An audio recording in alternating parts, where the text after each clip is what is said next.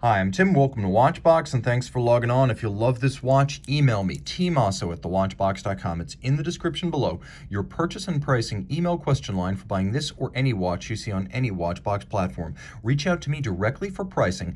Email tmosso@thewatchbox.com. Today, we're discussing a model launched back in 2000, the first in-house caliber Rolex Oyster Perpetual Cosmograph Daytona. This is the 116520, a model that was discontinued as you see it here with metal bezel after the 2015 model year. So 40 millimeters in diameter, the watch is 12.2 millimeters thick, 46.5 millimeters from lug tip to lug tip, and if you add the solid end links to the bracelet, the absolute distance across the wrist is 50.3 millimeters, and it has a 20 millimeter spacing between the lugs. Throw it on my wrist, 16 centimeters circumference, you can see it is a perfect match.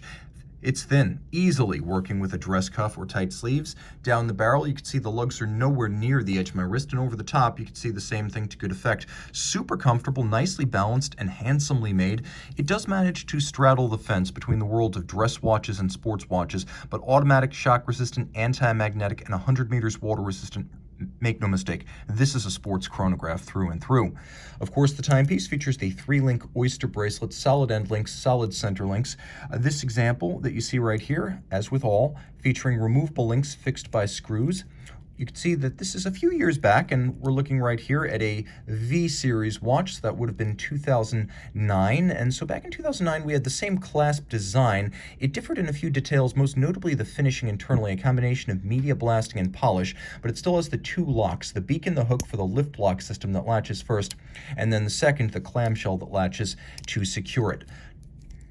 Flipping open the EasyLink system, you can see we have EasyLink here. We also have the 3 divots drilled internally, so you can use your strap tool to change the anchoring point of the bracelet in the clasp. And then EasyLink is a snap-in, snap-out quick adjust system that allows you to add or remove the equivalent of one sizable link. That's about 5 millimeters of adjustment.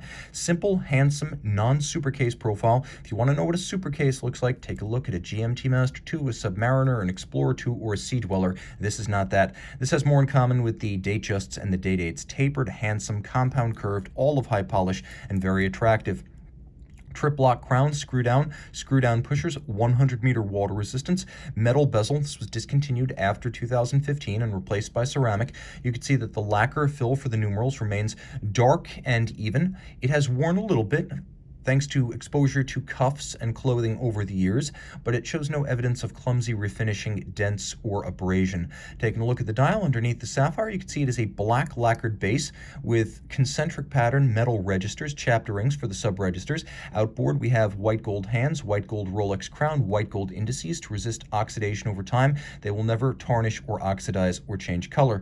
The red shock of Daytona down at 6 o'clock, and this is probably my favorite version, aside from the sodalite dials of this generation of Daytona. The black, the silver, and the contrasting rings making for a cool, sporting appearance. The tachymeter, along with the chronograph, can be used to gauge the speed of, for example, a race car over a kilometer or a mile. Since 1963 in the first Daytona, this watch has always been associated with professional motorsports, and to this day it remains the winner's gift to the drivers of each class-winning car at the 24-hour of Daytona Endurance Sports Car Race.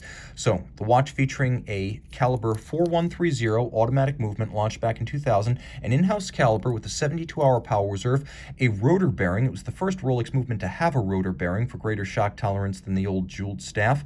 The 44 jewel movement beating away at 8 beats per second, winding bidirectionally for smoothness. It features both stop seconds and a chronometer certification, as it is a COSC certified Swiss chronometer. The watch also includes a full balance bridge and a free-sprung index for shock tolerance, and a combination of vertical clutch and column wheel for chronograph operation. The vertical clutch ensures that there is no jump or stagger. There's no play in a vertical clutch, so the seconds hand doesn't jump unduly. It simply commences. It also allows you, thanks to the vertical clutch's lack of wear and tear in action, it allows you to simply run the chronograph full-time if you prefer to do so. The column wheel ensures crisp, positive feel and sound when operating the chronograph. The timepiece does feature a handmade Breguet overcoil hairspring that allows it to keep even time via concentric breathing and centered hairspring mass in any position. Reach out to Team Mosso at thewatchbox.com for purchase and pricing details of this Rolex Oyster Perpetual Cosmograph Daytona. Back with the Daytona made of 904L steel, Rolex making its cases, its bracelets, its clasps, its dials, and its movements all in-house.